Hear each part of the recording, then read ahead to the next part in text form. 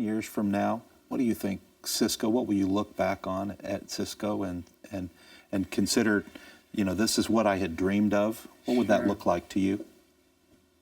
This answer may surprise you. I've never been to a graduation in my life. Not my high school, my college, my law school, my MBA graduation, etc. And when I got promoted, I was on to the next thing. So I believe it's about always looking forward. And we're not a believer in looking backwards. In West Virginia, where I was born, if you're looking out the rearview mirror too much, you run off the road. It's very curvy highways on mountains. Yeah. And so what I think of 10 years from now will not be looking backwards, but it'll be looking forwards. Did we get the market transitions right, and are we positioned better now than we were 10 years before? So it's much like your family. Your legacy isn't your family. Yeah. Your job of a parent is to give your kids the same chance or more than you had, and you don't view it as your legacy, you view it as their future and their kids' future. So I'm always looking to the future.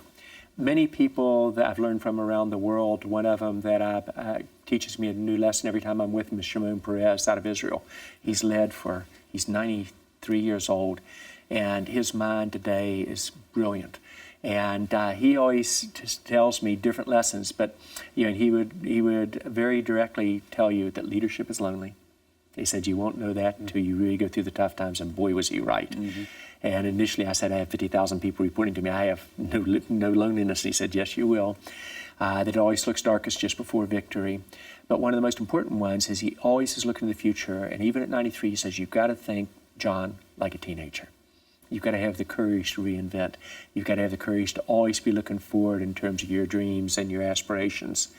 Henry Kissinger might do something similar to what you said. He will look to past history, but then he will outline what does this mean to the future. Mm-hmm. And he always breaks his line of attack or lines of debate into 3 categories and develops 3 different business cases, which none of the 3 actually occurs. It's by being prepared that way, learning from the history of the past into the future and say, how do you adjust on it?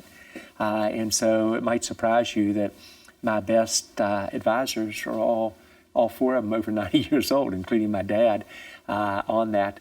And so you have that generation, and then you have a generation of young startups where the 20-somethings are really challenging you, including your family, in terms of the direction.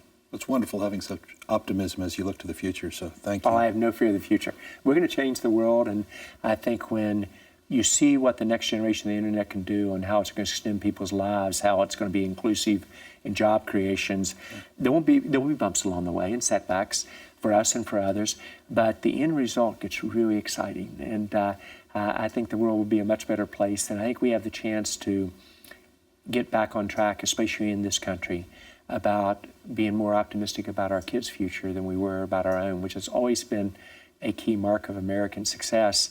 And for the first time, Americans feel their children won't be better off than they were. And I think that's a trend we have to change. I think it will change through innovation.